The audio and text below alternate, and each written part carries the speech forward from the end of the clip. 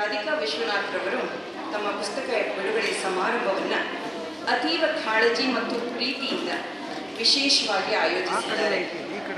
ಅವರ ಮನದ ಆಶಯದಂತೆ ಮಿತ್ರಕೂಟ ಅಥವಾ ಸಂತೋಷಕೂಟ ಅಂತ ಹೇಳ್ಬೋದು. ಆ ರೀತಿ ವಿಭಿನ್ನವಾಗಿ ಸಂಕಲನ ಬಿಡುಗಡೆ ಸಮಾರಂಭವನ್ನು ಮೂಡಿ ಬರುವಂತೆ ಪ್ರಯತ್ನ ನಡೆಸಿದ್ದಾರೆ. ಇಂದು ಇಲ್ಲಿ ಪ್ರಸ್ತುತಪಡಿಸುತ್ತಿರುವ ಗೀತ ಗಾಯನಗಳು, ನೃತ್ಯ ಗೀತೆಗಳು ಎಲ್ಲದರ ಹೆಮ್ಮೆಯ ಕವಿ ಸ್ವತಃ ರಾಧಿಕಾರವರೇ ಆಗಿದ್ದಾರೆ ಎನ್ನುವುದು ಅಕ್ಷರಶಃ ವಿಶೇಷವಾಗಿದೆ. ಮೊದಲ ಹಂತದಲ್ಲಿ ಸ್ಫುಟವಾದ ಸಭಾ ಕಾರ್ಯಕ್ರಮ ಇರುತ್ತದೆ. ನಂತರದಲ್ಲಿ ಕವನ ಗಾಯನ ಮತ್ತು ನೃತ್ಯಗಳು, ಸಾಂಸ್ಕೃತಿಕ ಕಾರ್ಯಕ್ರಮ. ಮೊದಲಿಗೆ ನೆರೆದಿರುವ ನಿಮ್ಮನ್ನೆಲ್ಲ ಮತ್ತೊಮ್ಮೆ ಹೃದಯಪೂರ್ವಕವಾಗಿ ಸುಸ್ವಾಗತಿಸುತ್ತಾ ಅತಿಥಿ ಗಣ್ಯರನ್ನು ಅವರ ಪುಟ್ಟ ಪರಿಚಯದೊಂದಿಗೆ ವೇದಿಕೆಗೆ ಆಹ್ವಾನಿಸುತ್ತೇನೆ. ಮೊದಲಿಗೆ ಹಿರಿಯ ಮುತ್ಸದ್ದಿಗಳು, ಸಲಹೆಗಾರರಾದಂಥ GT ರಾಘವೇಂದ್ರರವರು ಚಿರಪರಿಚಿತರು. ಇವರು ಎಕ್ಸ್ ಸರ್ವಿಸ್ ಮೆನ್ ಕೂಡ ಹೌದು. ರೋಟರಿ, ಬ್ರಾಹ್ಮಣ ಸಮಾಜ, ವಿದ್ಯಾಭಿವೃದ್ಧಿ ನಿಧಿ ಮುಂತಾದ ಸಂಘ ಸಂಸ್ಥೆಗಳಲ್ಲಿ ತಮ್ಮನ್ನು ತಾವು ಸಕ್ರಿಯವಾಗಿ ತೊಡಗಿಸಿಕೊಂಡಿದ್ದಾರೆ. ಸಾಹಿತ್ಯಾಭ್ಯಾಸ, ಸಾಹಿತ್ಯ ಕೃಷಿಯಲ್ಲಿ ತಮ್ಮ ಛಾಪನ್ನು ಮೂಡಿಸಿರುವಂಥವರು. ಇವರ ಲೇಖನಗಳು ದಿನಪತ್ರಿಕೆ, ನಿಯತಕಾಲಗಳಲ್ಲಿ ಪ್ರಕಟಗೊಂಡಿರುತ್ತದೆ. ನಿರಂತರ ಓದುವುದು, ಅಭ್ಯಸಿಸುವುದು, ಭಗವದ್ಗೀತಾ ವಾಚನ ಮಾಡುವ ಅವರ ಉತ್ಸಾಹ ನಮಗೆಲ್ಲರಿಗೂ ಮಾದರಿಯಾಗಿರುವಂಥದ್ದು.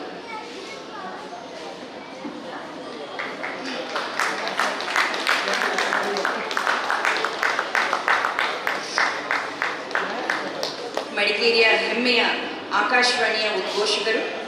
ತಮ್ಮ ಸ್ಪಷ್ಟ, ಚೊಕ್ಕ, ಅದ್ಭುತವೆನಿಸುವಂತಹ ಕನ್ನಡ ಭಾಷೆಯ ರಸದೌತಣವನ್ನು ಆಕಾಶವಾಣಿ ಅಭಿಮಾನಿಗಳಿಗೆ ನೀಡುತ್ತಲೇ ಎಲ್ಲರ ಮನಮುಟ್ಟಿದ್ದಾರೆ, ಗೆದ್ದಿದ್ದಾರೆ.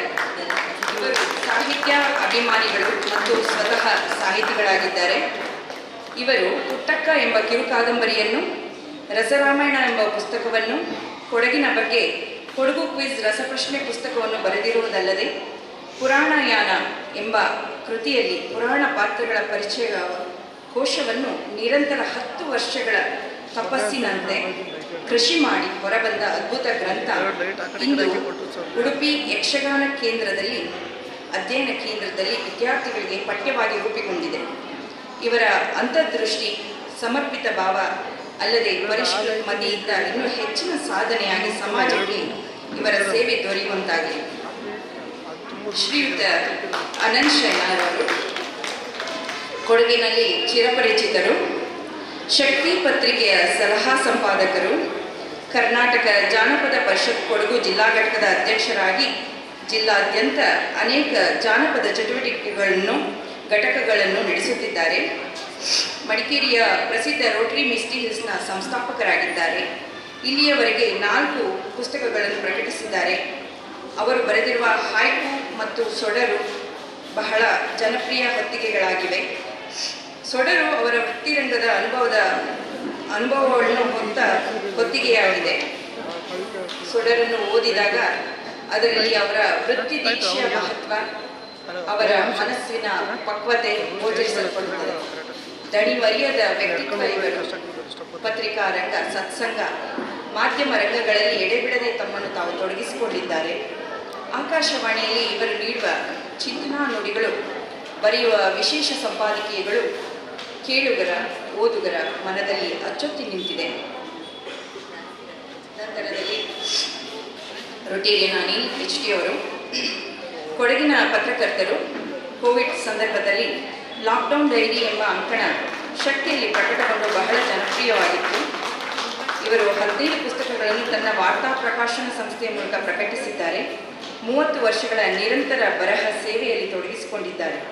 ಅವರು ಬರೆದಿರುವ ವರದಿಗಳಿಗಾಗಿ ರಾಜ್ಯ ಮಟ್ಟ, ಜಿಲ್ಲಾ ಮಟ್ಟದಲ್ಲಿ 60 ಪ್ರಶಸ್ತಿಗಳು ದೊರಕಿದ್ದು ಇದು ದಾಖಲೆಯಾಗಿದೆ. ಮಡಿಕೇರಿ ತಾಲೂಕು ಜನಪದ ಪರಿಷತ್ನ ಅಧ್ಯಕ್ಷರು, ರೋಟರಿಯಲ್ಲಿ ನಿರ್ದೇಶಕರು, ರೆಡ್ ಕ್ರಾಸ್ ಸಂಸ್ಥೆಯಲ್ಲಿ ಉಪಾಧ್ಯಕ್ಷರು, ವಿಶ್ವವಾಣಿ ಪತ್ರಿಕೆಯ ಹಿರಿಯ ವರದಿಗಾರ, ಆಕಾಶವಾಣಿಯ ವರದಿಗಾರರು ಹೌದು. ಅಲ್ಲದೆ ತನ್ನದೇ ಆದ TV1 ಚಾನೆಲ್ನ ವ್ಯವಸ್ಥಾಪಕ ನಿರ್ದೇಶಕರಾಗಿದ್ದಾರೆ. ಫೋಟೋಗ್ರಫಿ ಇವರ ಅಚ್ಚುಮೆಚ್ಚಿನ ಕೆಲಸವಾಗಿರುತ್ತದೆ. ನಂತರದಲ್ಲಿ ರಾಜಕೀಯವರವರ ಪೂಜ್ಯನೀಯ ತಂದೆಯವರಾದ ಅನಂತರಾಮಯ್ಯನವರು. ಇವರು ಪ್ರಧಾನ ಅರ್ಚಕರು.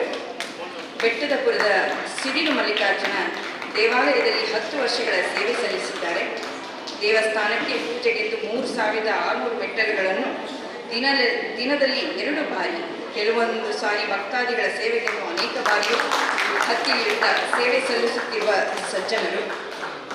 ಬೆಟ್ಟದಪುರದ ಜನತೆಗೆ ತಮ್ಮ ಪೌರೋಹಿತ್ಯ ಸೇವಾ ಭಾಗ್ಯವನ್ನು ನೀಡಿ ತಮ್ಮ ಜೀವನಾನುಭವದಿಂದ ಓದಿನೊಟ್ಟಿಗೆ ನಿವೃತ್ತ ಜೀವನವನ್ನು ಅರ್ಥಪೂರ್ಣವಾಗಿ ನಂಜನಗೂಡಿನ ನಂಜುಂಡೇಶನ ಸನ್ನಿಧಾನದಲ್ಲಿ ನೆಲೆ ನಿಂತಿದ್ದಾರೆ. ಇವರನ್ನು ಬರಮಾಡಿಕೊಳ್ಳೋಣ. ಕೃಷ್ಣವೇಣಿ ಪ್ರಸಾದ್ ಮುಳಿಯ ಇವರು ಮೂಲತಃ ಕಾಸರಗೋಡಿನವರು. ಶಾಸ್ತ್ರೀಯ ಸಂಗೀತಗಾರ್ತಿ. ಜೆಸಿ ಅಧ್ಯಕ್ಷತೆಯಲ್ಲಿ ಕಾರ್ಯನಿರ್ವಹಿಸಿದ್ದಾರೆ. ಜೆಸಿ ವಲಯ ವ್ಯಕ್ತಿತ್ವ ವಿಕಸನದ ತರಬೇತುದಾರರು. ಮಡಿಕೇರಿ ಆಕಾಶವಾಣಿಯಲ್ಲಿ ಭಾಷಣಗಳು, ಹಾಡುಗಳು ಮತ್ತು ವ್ಯಕ್ತಿ ವಿಕಸನದ ಬಗ್ಗೆ ಕಾರ್ಯಕ್ರಮಗಳನ್ನು ನೀಡಿದ್ದಾರೆ. ಪ್ರಸ್ತುತ ಲೇಖಕಿಯಾಗಿದ್ದು ಇವರ ಲೇಖನಗಳು ಸುಧಾ ತರಂಗ, ಕರ್ಮವೀರ, ಗೃಹಶೋಭ, ಮಂಗಳ ಅಲ್ಲದೆ ನಿಯತಕಾಲಿಕಗಳಾದ ಶಕ್ತಿ, ಕನ್ನಡಪ್ರಭ, ವಿಶ್ವವಾಣಿ, ಹೊಸ ದಿಗಂತದಲ್ಲಿ ಪ್ರಕಟಗೊಂಡಿರುತ್ತದೆ. ಲೈಫ್ ಸ್ಕಿಲ್ ಅಕಾಡೆಮಿ 4 ವರ್ಷ ನಡೆಸಿ ಸಾಂಸ್ಕೃತಿಕವಾಗಿ ಮಕ್ಕಳನ್ನು ತಯಾರು ಮಾಡಿದ್ದಾರೆ. ರೇಡಿಯೋ ಪಾಂಚಜನ್ಯದಲ್ಲಿ ಪ್ರಸ್ತುತ ಅಧ್ಯಕ್ಷರಾಗಿ ಕಾರ್ಯನಿರ್ವಹಿಸುತ್ತಿದ್ದಾರೆ. ಇಂದಿನ ಕಾರ್ಯಕ್ರಮದ ಪ್ರಮುಖ ರೂವಾರಿ ರಾಧಿಕಾ ವಿಶ್ವನಾಥ್, ನನ್ನ ಆತ್ಮೀಯ ಗೆಳತಿ. ಇವರು ಯಾವಾಗಲೂ ಮಿತಹಿತ ಭಾಷಿ. ಸಂಸಾರ, ಮಕ್ಕಳು ಅನ್ನುವ ಚೌಕಟ್ಟಿನಲ್ಲಿಯೇ ತನ್ನನ್ನು ತಾನು ಬಂಧಿಸಿಟ್ಟುಕೊಂಡ ಮಹಾನ್ ಪ್ರತಿಭೆ. ಮಕ್ಕಳೆಲ್ಲ ಓದಲು ಹೊರಗೆ ಹೋದ ಸಂದರ್ಭದಲ್ಲಿ ತನ್ನ ಮನದ ಭಾವನೆಗಳ ಕಿಟಕಿ ತೆರೆದು ಕವನಗಳ ಮೂಲಕ ಜಗಕ್ಕೆ ತೆರೆದುಕೊಂಡವರು. ಇವರ ಬಗ್ಗೆ ಖುಷಿಯಿಂದ 2 ಮಾತನ್ನು ಹೇಳುತ್ತೇನೆ. ಸಾಧನೆ ಸಾರ್ಥಕತೆಯ ಬಾಳಿಗೆ ಸನ್ಮಾನ ಅನ್ನುವ ಮಾತಿದೆ. ಅದರಂತೆ ಸಮಾಜಕ್ಕೆ ತನ್ನದೊಂದು ಕೊಡುಗೆಯನ್ನು ಕೊಟ್ಟು ಹೋಗಬೇಕೆಂಬ ಸಂಕಲ್ಪ ಮನದಲ್ಲಿ ಮೂಡಿ ಆ ನಿಟ್ಟಿನಲ್ಲಿ ಯೋಚಿಸತೊಡಗಿದಾಗ ಮನು ತನ್ನ ಧನವೆಲ್ಲವೂ ಇದೇ ನಿಟ್ಟಿನಲ್ಲಿ ಕಾರ್ಯಪ್ರವರ್ತತೆಗೆ ಓರೆ ಹಚ್ಚಿದಾಗ ಚಿಂತನೆಗಳು ಸದಾ ಉದಾತ್ತವಾಗುತ್ತಾ 3 ಮೌಲ್ಯಗಳಾದ ವೈಯಕ್ತಿಕ ಮೌಲ್ಯ, ಸಾಮಾಜಿಕ ಮೌಲ್ಯ ಮತ್ತು ರಾಷ್ಟ್ರೀಯ ಮೌಲ್ಯಗಳು ತನ್ನ ಮನದಲ್ಲಿ ಸ್ಥಿರವಾಗಿಸುತ್ತಾ ಧರ್ಮ, ಸಂಸ್ಕೃತಿಗೆ ಅನುಗುಣವಾಗಿ ಕವನ ರಚನೆಯಲ್ಲಿ ತನ್ನತನವನ್ನು ಮೆರೆದಿದ್ದಾರೆ ರಾಧಿಕಾ. ತಾನು ಬರೆದ ಕವನಗಳಿಗೆ ಜನಸ್ಪಂದನದ ಬಗ್ಗೆ ಅತೀವ ಕಾಳಜಿ ವಹಿಸುತ್ತಾ ಮೆಚ್ಚುಗೆ ಸಿಕ್ಕರೆ ಮಾನ್ಯತೆ, ಆತ್ಮಾನಂದವನ್ನು ಹೊಂದುತ್ತಾ ಧನ್ಯತೆಯನ್ನು ಮೆರೆದ ಕವಿ ಹೃದಯದ ರಾಧಿಕಾರನ್ನು ಆಹ್ವಾನಿಸೋಣ. ಭಾವನೆಗಳನ್ನು ಸದ್ಭಾವನೆಗೊಳಿಸುವುದು ನಿಜವಾದ ಸಂಸ್ಕೃತಿ. ಸಂಸ್ಕೃತಿಯನ್ನು ಭಕ್ತಿಯ ರೂಪದಲ್ಲಿ, ಕಾರ್ಯರೂಪದಲ್ಲಿ, ಸಜ್ಜನಿಕೆಯ ರೂಪದಲ್ಲಿ, ವೈಚಾರಿಕತೆಯ ರೂಪದಲ್ಲಿ ವ್ಯಕ್ತಿ ಅಥವಾ ಸಮಾಜ ಸಕಲ ಇತಿಮಿತಿಗಳನ್ನು ಮೀರಿದ ಮಹಾನ್ ಶಕ್ತಿಯಾಗಿ ಬೆಳೆಯಲು ಭಗವಂತನ ಅನುಗ್ರಹ ಬೇಕೇ ಬೇಕು. ಪ್ರಾರ್ಥನೆಯ ಮೂಲಕ ಇಂದಿನ ಕಾರ್ಯಕ್ರಮ ನಿರ್ವಿಘ್ನವಾಗಿ ಸಾಂಗವಾಗಿ ನೆರವೇರಲೆಂದು ಪ್ರಾರ್ಥಿಸಲು ಬರುತ್ತಿದ್ದಾರೆ ಶ್ರೀಮತಿ ಕೃಷ್ಣವೇಣಿ.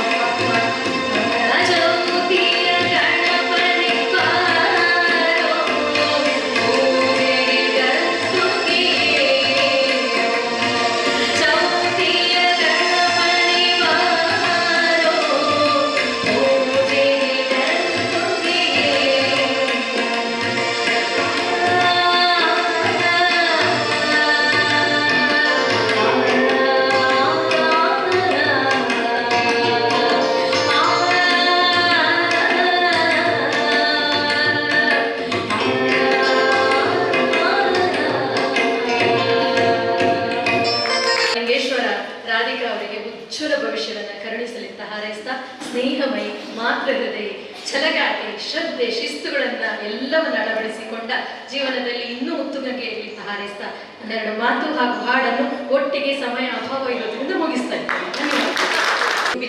ಹುರುಪು ತುಂಬಿಕೊಳ್ಳುತ್ತಾ ಜ್ಞಾನದ ಪರಿಧಿಯನ್ನು ವಿಸ್ತರಿಸಿಕೊಳ್ಳುತ್ತಾ ತಮಸ್ಸನ್ನು ಕಳೆಯುತ್ತಾ ಸಂಸ್ಕೃತಿಯ ಸಂಭ್ರಮವನ್ನು ಕೂಡಿಸುತ್ತಾ ಬೆಳಗುವ ಜ್ಯೋತಿಯನ್ನು ಕಾರ್ಯಕ್ರಮದ ಶುಭದ ಆರಂಭದ ಸಂಕೇತವಾಗಿ ಬೆಳಗಲು ವೇದಿಕೆಯಲ್ಲಿ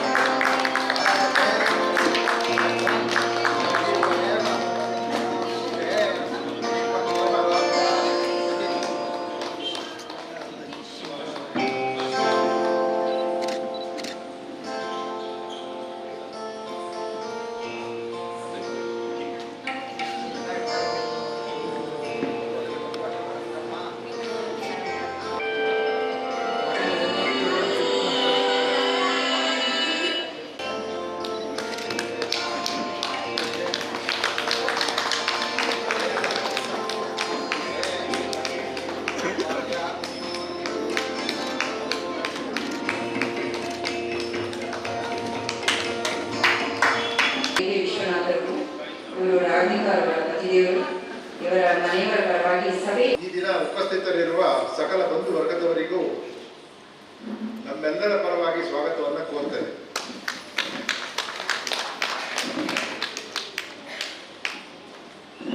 ಒಲವಧಾರೆ ಪುಸ್ತಕದ ಲೋಕಾರ್ಪಣೆಯ ಈ ಶುಭ ಸಂದರ್ಭದಲ್ಲಿ ನಮ್ಮ ಕರೆಗೆ ಹೋಗೊಟ್ಟು ನಮ್ಮೆಲ್ಲರ ಮಾರ್ಗದರ್ಶಿಗಳಾದ ನಮಗೆಲ್ಲರಿಗೂ ಚಿರಪರಿಚಿತರಾದ ಶ್ರೀಯುತರಾದ ಜಿ ಟಿ ರಾಘವೇಂದ್ರರವರೇ, ಸ್ನೇಹಿತ, ಮಾರ್ಗದರ್ಶಿ, ಸ್ಫುಟ ಕನ್ನಡವನ್ನು ಹೇಗೆ ಮಾತಾಡಬೇಕು ಅಂತ ನಮಗೆ ಕಲಿಬೇಕು ಅಂತಿದ್ರೆ ಅದು ಸುಬ್ರಾಯ ಸರ್ವಾಜಿ ಅವರಿಂದ ಮಾತ್ರ ಸಾಧ್ಯ. ಅವರನ್ನು ಕೂಡ ಸ್ವಾಗತ ಬಯಸ್ತೇವೆ. ಅನಂತ ಶಯನ ನಮ್ಮ ಬಾಂಧವ್ಯ ಈಗ ಒಂದು 40 ವರ್ಷ. ಅನಿಲಷ್ಟಿ ಇರ್ಬೋದು, ಅನಂತ್ ಇರ್ಬೋದು, ಅವತ್ತಿನಿಂದಲೂ ಎಲ್ಲ ವಿಚಾರಗಳಲ್ಲಿ ನಮಗೆ ಗುರಿ ತುಂಬಿಸ್ತಾ ನಮ್ಮನ್ನು ಎಂದೆಂದೂ ಸಪೋರ್ಟ್ ಮಾಡ್ತಿರುವಂತಹ ಅನಿಲಷ್ಟಿ ಮತ್ತು ಅನಂತ್ ಅವರಿಗೆ ಈ ಸಂದರ್ಭದಲ್ಲಿ ಸ್ವಾಗತವನ್ನು ಕೋರ್ತೇನೆ. ನಾನು ರಾಧಿಕಾ ದಿನಕ್ಕೊಂದು 5 ರಿಂದ 10 ನಿಮಿಷ ಮಾತಾಡ್ಬೋದು. ಕೃಷ್ಣವೇಣಿ ರಾಧಿಕಾ ಒಂದು 30 ನಿಮಿಷ ಮಾತಾಡ್ತಾರೆ. ಸೊ ಹಾಗಾಗಿ ನನಗಿಂತ ಹೆಚ್ಚು ರಾಧಿಕಳನ್ನ ಅರ್ಥ ಮಾಡ್ಕೊಂಡವರು ಅವರು ಅಂತ ನಾನು ಅಂದ್ಕೊಂಡಿದ್ದೇನೆ. ಅವರಿಗೂ ಕೂಡ ಸ್ವಾಗತ ಬಯಸ್ತೇನೆ. ಹಾಗೆ ನಮ್ಮ ತೀರ್ಥರೂಪಗಳಾದಂಥ ರಾಧಿಕಾ ಅವರ ತಂದೆ ನನ್ನ ಮಾವನವರು ಇವತ್ತು ಈ ಕಾರ್ಯಕ್ರಮಕ್ಕೆ ಬಂದಿದ್ದಾರೆ. ಅವರಿಗೆ ಕೂಡ ಸ್ವಾಗತವನ್ನು ಕೋರ್ತೇನೆ.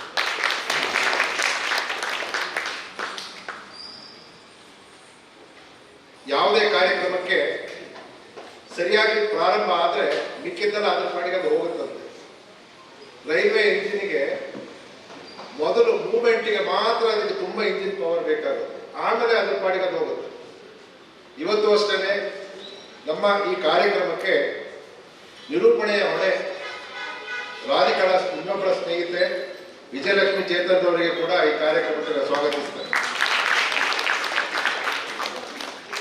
ಈ ದಿನದ ಕಾರ್ಯಕ್ರಮ ಶಕ್ತಿ ಬಳಗದ ಒಂದು ಸಮೂಹ ಸಂಸ್ಥೆಯ ಒಂದು ಕೂಡ ಇದು ಇತ್ತೀಚೆಗೆ ನನ್ನ ಸ್ನೇಹಿತ ಚಿದ್ವಿಲಾಸ್ ಅವರು ಊಟ ಹಾಕಿದ ಒಂದು ಹೊಸ ಉದ್ಯಮ ಇದು. ಅದರಲ್ಲಿ ಮೊನ್ನೆ ನಾವು ಏನಾಯಿತು, ಈ ಕೆಳಗಡೆ ಹೋಟೆಲ್ನಲ್ಲಿ ಬಂದು ನಾವು ಇದ್ರ ಬಗ್ಗೆ ಚರ್ಚೆ ಮಾಡ್ತಾ ಇದ್ವಿ, ಯಾವ ಥರ ಮಾಡ್ಬೋದು, ಹೇಗೆ ಮಾಡ್ಬೋದು ಎಲ್ಲ ಮಾತಾಡ್ತಿದ್ದಾಗ ಚಿದ್ವಿಲಾಸ್ ನ್ಯಾಚುರಲಿ ಕೆಳಗಡೆ ನಮ್ಮನ್ನು ನೋಡಿದಾಗೆ ಬಂದು ನಮ್ಮ ಜೊತೆ ಒಂದು ಕಪ್ ಕಾಫಿ ಕುಡಿತಾ ಒಂದು ಹೇಳಿದ್ರು, ನಾನು ಏನು ಬೇಕಾದ್ರೂ ಮಾತಾಡೋಕೆ ರೆಡಿ ಇದ್ದೀನಿ, ಪ್ರೊವೈಡೆಡ್ ನನ್ನ ಹಾಲಲ್ಲೇ ಇದು ಆಗ್ಬೇಕು ಈ ಕಾರ್ಯಕ್ರಮ. ಸೊ ಬೇರೆ ದಾರಿ ಇರಲಿಲ್ಲ, ನನಗೂ ಅದೇ ಬೇಕಾಗಿತ್ತು. ಸೊ ಹಾಗೆ ಅದನ್ನು ಒಪ್ಕೊಂಡ್ವಿ ನಾವು ದಿಢೀರಂತ. ಸೊ ಹಾಗಾಗಿ ಚಿದ್ವಿಲಾಸ್ ಅವರು ಕೂಡ ಈ ಜಾಗ ಕೊಟ್ಟಂತಕ್ಕೆ ಅವರನ್ನು ಕೂಡ ನಾವು ಸ್ಮರಿಸ್ತೇವೆ. ಹಲವಾರು ಪುಸ್ತಕಗಳ ಬಿಡುಗಡೆಗೆ ನಾವು ನೋಡಿದ್ದೇವೆ. ರಾಜಕೀಯ ಕೆಲಸ ಅನ್ಸಿರ್ಬೋದು, ಇದು ಬೋರ್ ಕಲ್ಲಿನ ಮುಂದೆ ಮಳೆ ಸುರಿದಂತೆ. ನನ್ನ ಹತ್ರ ಸುಮಾರು ಪಾಯಿಂಟ್ ಓದಿದ್ದು ನನಗೇನು ಎಕ್ಸ್ಪ್ರೆಷನ್ ಮಾಡಿ ಗೊತ್ತಾಗ್ತಿರ್ಲಿಲ್ಲ. ನನಗೆ ಗೊತ್ತಾಗದೇ ಇರೋದನ್ನ ನೀವು ನಮಗೆಲ್ಲ ಗೊತ್ತು ಮಾಡಿಸ್ಲಿಕ್ಕೆ ನೀವು ಇವತ್ತು ಬಂದಿದ್ದೀರಿ. ಹಾಡುವವರಿದ್ದೀರಿ, ನೃತ್ಯ ಮಾಡಿ ತೋರಿಸುವವರಿದ್ದೀರಿ. ಸೊ ಆವಾಗ ನನಗೆ ಗೊತ್ತಾಯಿತು, ನಮ್ಮ ಮನೆಯಲ್ಲಿ ಅರಳಿದಂಥ ಕಮಲ ಎಷ್ಟು ಚೆನ್ನಾಗಿ ಮೂಡಿ ಬರ್ತಾ ಇದೆ. ಇವತ್ತು 18 ಕವನಗಳಿಗೆ ನೀವು ಶಕ್ತಿ ತುಂಬಿಸ್ತಾ ಇದ್ದೀರಾ. ಅದಕ್ಕೆ ನಿಮಗೆಲ್ಲರಿಗೂ ಸ್ವಾಗತವನ್ನು ಕೊಡ್ತೇನೆ. ಮತ್ತೆ ಇನ್ನೊಂದು, ನಾವು ಯಾರಿಗೆ ಏನು ಕೇಳಿದ್ರು ಇಲ್ಲ ಅಂತ ಹೇಳಲಿಲ್ಲ. ನಾವು ನಿನ್ನೆ ಏನಾಯ್ತು, ಇದು ಏನು ಫೋಟೋಗ್ರಫಿ ಆಯಿತು, ವಿಡಿಯೋಗ್ರಫಿ ಮಾತೇ ಆಡಿರಲಿಲ್ಲ ನಾವು. ಅನಿಲ್ಗೆ ಗೊತ್ತು, ಅವಾಗ ಮ್ಯಾನ್ ಫ್ರೈಡೆ ಇಂಗ್ಲೀಷಲ್ಲಿ ಹೇಳ್ಬೇಕಂದ್ರೆ ಒಂದು ಮಾತು ಅನಿಲ್ಗಂಟೆ ಆಯ್ತು ಬಿಡೋರು, ಕಳಿಸ್ತೀನಿ, ಬ್ಯುಸಿ ಇರ್ಬೋದು ನನ್ನ ಹುಡುಗರು, ಆದರೂ ಕೂಡ ವ್ಯವಸ್ಥೆ ಮಾಡ್ತೀನಿ ಅಂತೇಳಿ. ಹಾಗೆ ದೃಶ್ಯ ಮಾಧ್ಯಮದವರು ನಮ್ಮ ಜೊತೆಗೆ ಇದ್ದಾರೆ. ಇವತ್ತು ವಿಡಿಯೋ ಚಿತ್ರಣವನ್ನು ಆಗ್ತಾ ಇದೆ ಮತ್ತು ಫೋಟೋಗ್ರಫಿ ಆಗ್ತಾ ಇದೆ. ಅವರಿಬ್ಬರಿಂದ ಕೂಡ ಅವರ ಪ್ರೆಸೆನ್ಸ್ ಅನ್ನು ಕೂಡ ನಾವು ಗುರುತಿಸ್ತಾ ಇದ್ದೇವೆ. ಮತ್ತೆ ಈ ತರದ ಕಾರ್ಯಕ್ರಮಗಳು ಚೆನ್ನಾಗಿ ನಡಿಬೇಕಾದ್ರೆ ಮೈಕ್ ಕರೆಕ್ಟ್ ಇರಬೇಕು. ನಮಗೆ ಮೈಕ್ ಸರಿ ಇಲ್ಲ ಅಂತ ಹೇಳಿದ್ರೆ ಮತ್ತೆ ಯಾವುದು ಕೆಲಸಗಳಾಗೋದಿಲ್ಲ. ಇಲ್ಲಿವರೆಗೆ ಯಾವುದೇ ರೀತಿಯಾದಂಥ ಕರ್ಕಶ ಶಬ್ದಗಳು ಬರಲಿಲ್ಲ. ಇಡೀ ಕಾರ್ಯಕ್ರಮ ಇದೇ ಥರ ಆಗತ್ತೆ ಅಂತ ಹೇಳಿ ನಾವು ನಂಬ್ಕೊಂಡಿದ್ದೇವೆ. ಹಾಗೆ ಅವರ ಪ್ರೆಸೆನ್ಸ್ ಅನ್ನು ಕೂಡ ನಾವು ರಿಕಗ್ನೈಸ್ ಮಾಡ್ತೇವೆ.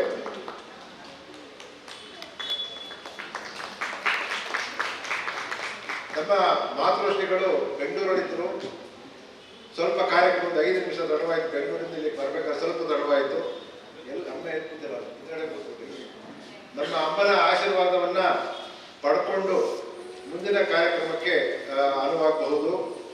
ಓವರ್ ಟು ಗೀತೆಯ ಮೂಲಕ ಪ್ರಸ್ತುತಪಡಿಸಲಿದ್ದಾರೆ ಅಡ್ವೊಕೇಟ್ ರೊಟೇರಿ ಶ್ರೀಹರಿಯವರು. ಒಲವಧಾರೆ ಅಳತೆ ಮೀರಿ ಹರಿದಿದೆ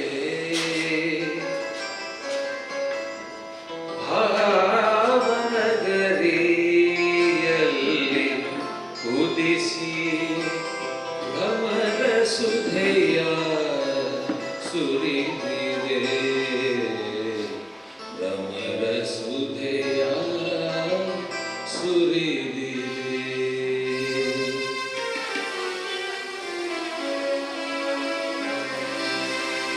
ನನ್ನ ಎದೆಯ ಒಲವಧಾರೆ ಅಳತೆ ಮೀರಿ ಹರಿದಿದೆ ಭಾವನಗರಿಯಲ್ಲಿ ಉದಿಸಿ ಭ್ರಮರ ಸುಧೆಯ ಸುರಿದಿದೆ ಭ್ರಮರ ಸುಧೆಯ ಸುರಿದಿದೆ. ನನ್ನ ಎದೆಯ ಒಲವಧಾರೆ ಅಳತೆ ಮೀರಿ ಭಾವನಗರಿಯಲ್ಲಿ ಉದಿಸಿ ಭ್ರಮರ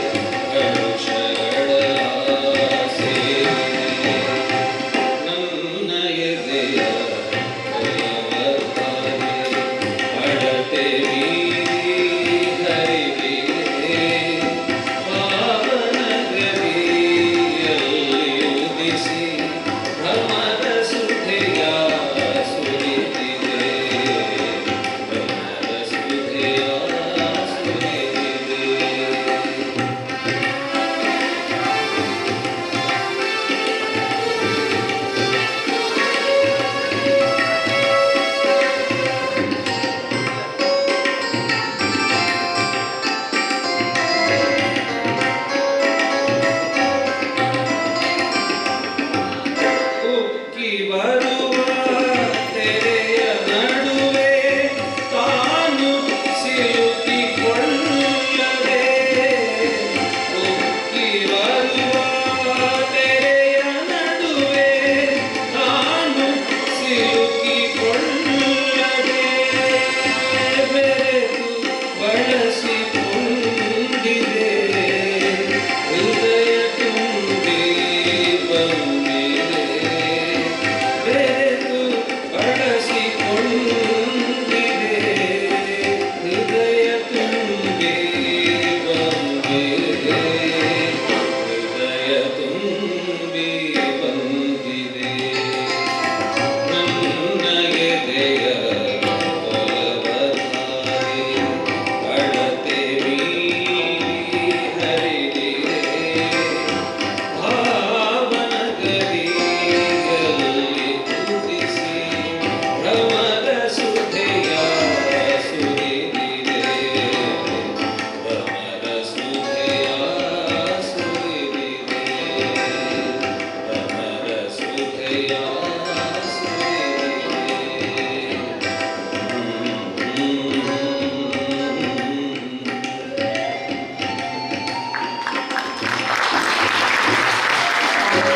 ಗೀತೆಯ ಪ್ರೀತಿಯ ಜೀವನ ಸಾರ. ನಿಮ್ಮ ಧ್ವನಿಯಲ್ಲಿ ಹಾಡು ಸಂಪೂರ್ಣಗೊಂಡಿದ್ದಲ್ಲ ಅಂತ ಮರೆತು ಮನಸ್ಸು. ಸುಂದರ ಕವಿತೆಯ ಲೇಖಕಿ ರಾಧಿಕರವರಿಗೆ ಅದ್ಭುತವಾಗಿ ಪ್ರಸ್ತುತಪಡಿಸಿದ ಶ್ರೀಹರಿ ಕೆಲವಂ ಬಲ್ಲವರಿಂದ ಕಲಿತು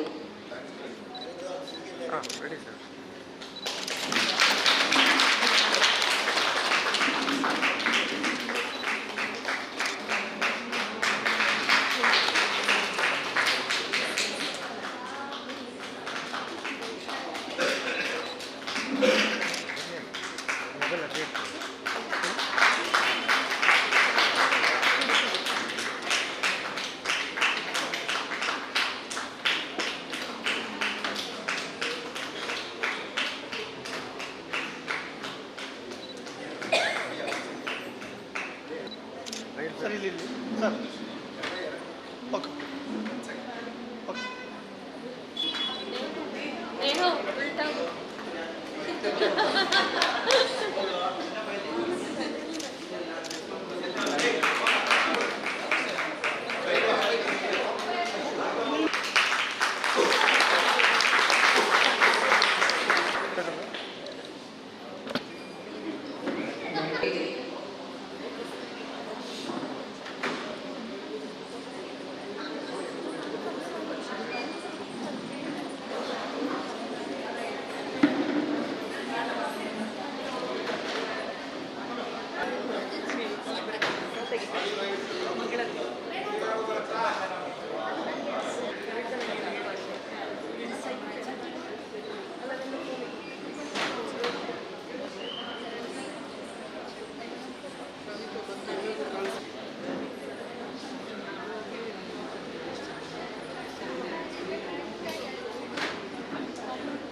ಸಾಹಿತ್ಯಾಭಿಮಾನಿಗಳೇ, ಇಂದಿನ ಮಹತ್ವಪೂರ್ಣ ಒಲವಧಾರೆ ಕವನ ಸಂಕಲನ ಬಿಡುಗಡೆಯ ಸಂದರ್ಭದಲ್ಲಿ ಪುಸ್ತಕಕ್ಕೆ ಒಲವಧಾರೆ ಎಂದು ನಾಮಕರಣ ಮಾಡಿದವರಿಗೆ ಮತ್ತು ಅದರ ಜೊತೆಗೆ ಒಲವಧಾರೆ ಕವನಕ್ಕೆ ಒಂದು ವಿಶಿಷ್ಟ ರೀತಿಯ ರಾಗ ಸಂಯೋಜನೆ ಮಾಡಿ ಹಾಡಿ ಕವನದ ಮೇಲೆ ಕುಸುರಿ ಕೆಲಸ ಮಾಡಿ ಕವನದ ಅಂತಸ್ತನ್ನು ಏರಿಸಿದ ಚಿದಂಬರ ಕಾಳಮಂಜಿಯವರನ್ನು ಅಭಿನಂದಿಸುತ್ತೇನೆ. ಅದರ ಜೊತೆಗೆ ಇವತ್ತು ನನ್ನ ಮಗನಂತಿರುವ ಶ್ರೀಹರಿಯನ್ನು ಸಹ ನಾನು ಅಭಿನಂದಿಸುತ್ತೇನೆ. ಏನೋ ಪೂರ್ವಕರ್ಮ ಸಂಬಂಧದಿಂದ ಮಿತ್ರ ಕೇಶವಮೂರ್ತಿಯವರು ಮಡಿಕೇರಿಯಲ್ಲಿ ನೆಲೆಸಿದ ಆರಂಭದ ದಿನಗಳಿಂದಲೇ ಅವರು ಮತ್ತು ಅವರ ಪತ್ನಿ ತಂಗಿ ಭಾಗ್ಯಮ್ಮನವರು ನಮ್ಮ ಮನೆಯವರಂತೆಯೇ ಆಗಿಬಿಟ್ಟರು.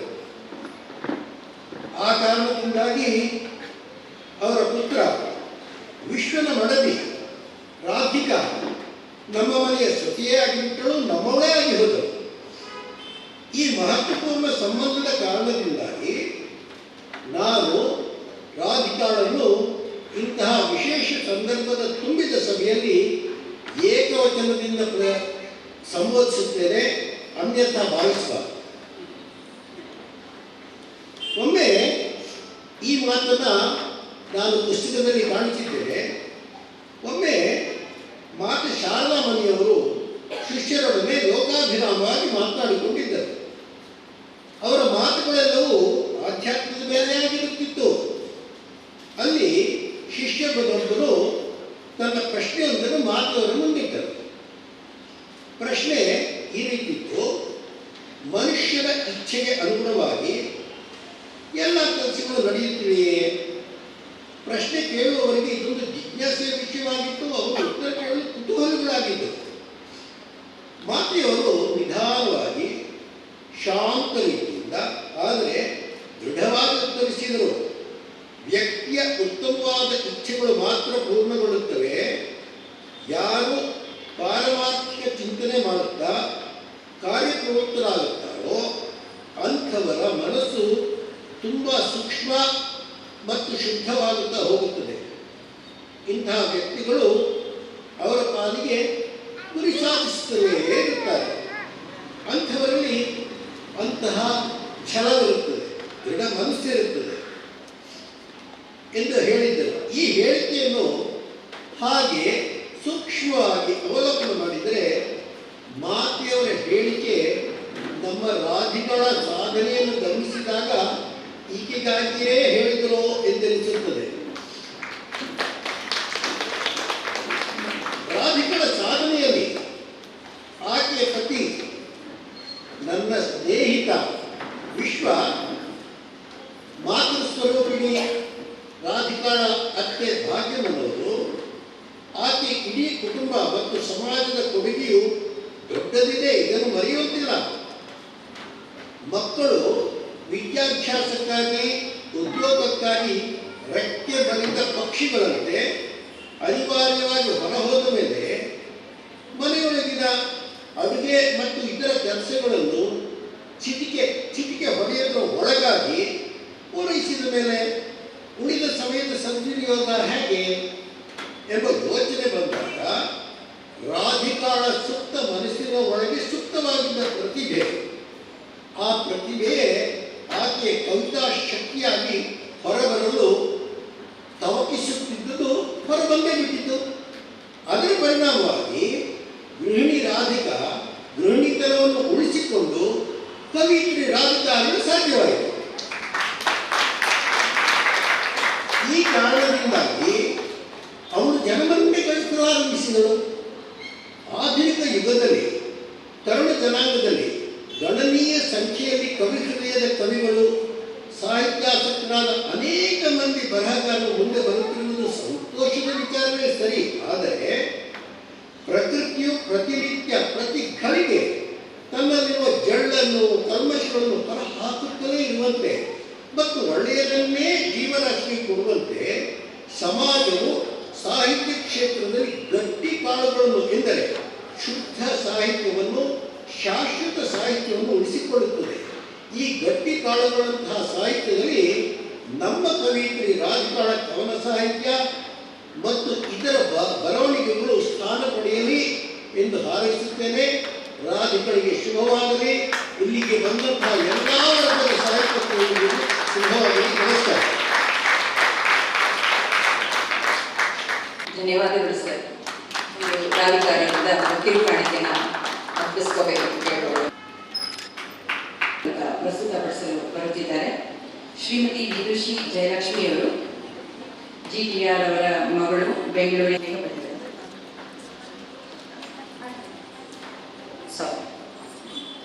ಒಬ್ಬರು ಮೇಘಾ ಭಟ್ ಅವರು ಬರದೇ ಇರೋ ಕಾರಣ ಹಿರಿಯರಾದ GT ರಾಘವೇಂದ್ರ ಅವರೇ, ವೇದಿಕೆಯಲ್ಲಿ ಹಾಗೆ ವೇದಿಕೆಯ ಮುಂಭಾಗದಲ್ಲಿ ಆಸೀನರಾಗಿರುವಂಥ ಎಲ್ಲ ಗಣ್ಯರೇ, ಮಾತೆಯರೇ, ಮಹನೀಯರೇ, ಮಕ್ಕಳೇ,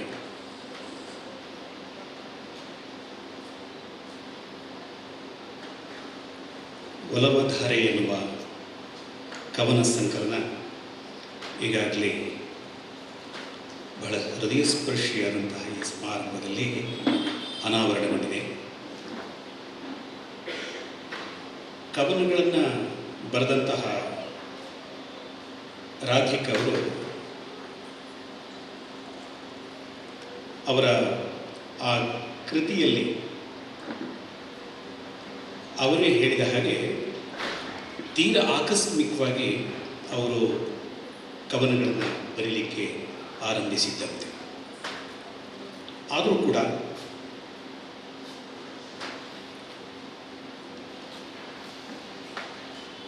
ತನ್ನೊಳಗೆ ಅಂತಸ್ಥವಾಗಿ ಕವಿತೆ ಬರೆಯುವಂತಹ ಒಂದು ಶಕ್ತಿ ಇದೆ ಅನ್ನೋದು ತಿಳಿಯದೇ ಹೋದರೂ ಕೂಡ ಬರೆಯುವುದಕ್ಕೆ ತೊಡಗಿದ್ದಲ್ಲಿಂದ ನಿರಂತರವಾದಂತಹ ಅವರ ಈ ಒಂದು ಕವಿತಾ ರಚನಾ ಕೈಂಕರ್ಯ ಇವತ್ತು ಸಾರ್ಥಕತೆಯನ್ನು ಕಂಡಿದೆ. ಪ್ರಾಯ ತಾನು ಬರೆಯುವಂತಹ ಕವಿತೆಗಳು ಒಂದು ಸಂಕಲನ ರೂಪದಲ್ಲಿ ಹೀಗೆ ಹೊರಬರ್ಬೋದು, ಪ್ರಕಟ ಆಗ್ಬೋದು ಅಂತ ರಾಧಿಕಾ ಅವರೇ ಅಂದುಕೊಂಡಿರಲಿಕ್ಕೆ.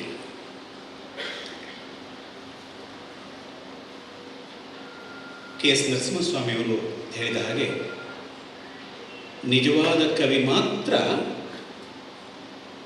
ಕವಿತೆಯನ್ನು ಬರೆಯಬಲ್ಲ. ರಾಧಿಕಾ ಅವರು ಯಾವುದೋ ಪ್ರಚಾರಕ್ಕಾಗಿ ಪ್ರಸಿದ್ಧಿಗಾಗಿ ಕವಿತೆಗಳನ್ನು ಬರೆದವರಲ್ಲ. ಅವರು ಅದನ್ನು ಹೇಳ್ಕೊಂಡಿದ್ದಾರೆ. ನಮ್ಮಲ್ಲಿ ನಮ್ಗೆ ಗೊತ್ತು, ಎಷ್ಟೋ ಜನ ಇವತ್ತು ಕವಿತೆ ಬರೆದು ನಾಳೆ ವಾಚಿಸಬೇಕು, ನಾಡ್ದು ಪ್ರಸಿದ್ಧಿಗೆ ಬರಬೇಕು. ಆದರೆ ರಾಧಿಕಾ ಅವರ ಕವಿತೆಗಳು ಹಾಗಲ್ಲ. ಅದನ್ನು ಓದುವಾಗ ನಮ್ಗೆ ಗೊತ್ತಾಗ್ತದೆ ಅವರೊಬ್ಬರು ಸಹಜ ಕವಿ ಅಂತ. ಸಹಜ ಲೇಖಕಿ ಅಥವಾ ಸಹಜ ಕವಿಯತ್ರಿ. ಆದರೆ ಅದರ ರೀತಿ ಬೇರೆ, ಸಹಜತೆ ಬೇರೆ, ಕೃತಕತೆ ಬೇರೆ. ಕಟ್ಟಿಕೊಂಡ ಗಡ್ಡಕ್ಕೂ ಹುಟ್ಟಿನಿಂದ ಬಂದ ಮೀಸಲು ಬಹಳ ವ್ಯತ್ಯಾಸ ಇರ್ತದೆ. ಕಟ್ಟಿಕೊಂಡ ಗಡ್ಡ ಸ್ವಲ್ಪ ಹೆಚ್ಚು ಕುಣಿದಾಗ ಬಿದ್ದು ಹೋಗ್ತದೆ. ಇದು ಹಾಗೆ ಅವರೊಳಗಿರುವಂತಹ ಕಾವ್ಯ ಪ್ರತಿಭೆ ಅವರ ಮುಂದೆ ಪ್ರಕಟಗೊಂಡ ಕಾರಣವೇ, ಅವರೊಳಗಿರುವಂತಹ ಅಂತಸ್ಥವಾಗಿದ್ದಂಥ ಕವಿತಾ ಶಕ್ತಿ ಅವರ ಎದುರು ಪ್ರಕಟಗೊಂಡ ಕಾರಣವೇ ಇವತ್ತು ಕವನ ಸಂಕಲನ ರೂಪದಲ್ಲಿ, ಒಲವಧಾರೆ ರೂಪದಲ್ಲಿ ಆ ಕವಿತೆಗಳು ಒಂದು ಪುಸ್ತಕ ರೂಪದಲ್ಲಿ ಹೊರಬಂದಿವೆ. ಬಹಳ ಆಶ್ಚರ್ಯ ಅಂತಂದರೆ, ಯಾವುದೋ ಒಂದು ಕಾರ್ಯಕ್ರಮಕ್ಕೆ ಸಂಬಂಧಪಟ್ಟ ಹಾಗೆ ರಾಧಿಕಾ ಅವರಿಗೆ ಅವರ ಗೆಳತಿ ಕೃಷ್ಣವೇಣಿಯವರು ಒಂದು ಪದ್ಯ ಬರಿಬೇಕು ಅಂತ ಹೇಳಿದ್ರಂತೆ. ನೋಡಿ, ಪ್ರೇರಣೆ ಪೋಷಣೆ ಎಲ್ಲ ರಾಧಿಕಾ ಅವರ ಎಡಬಲದಲ್ಲೇ ಇದೆ. ಮೂಲ ಪ್ರೇರಣೆ ಕೃಷ್ಣವೇಣಿಯವರು. ಯಾವಾಗ ರಾಧಿಕಾ ಅವರನ್ನು ಕೃಷ್ಣವೇಣಿ ಮುಟ್ಟಿದ್ರು, ಅವರು ಮುಟ್ಟಿದ್ದೆಲ್ಲ ಚಿನ್ನ ಆಯಿತು. ಅದು ಕೃಷ್ಣವೇಣಿಯವರು ಮುಟ್ಟಿದ್ರೆ ಸಾಧಾರಣ ಚಿನ್ನ ಅಲ್ಲ ಅಂತ ನಿಮಗೆಲ್ಲ ಗೊತ್ತಿದೆ.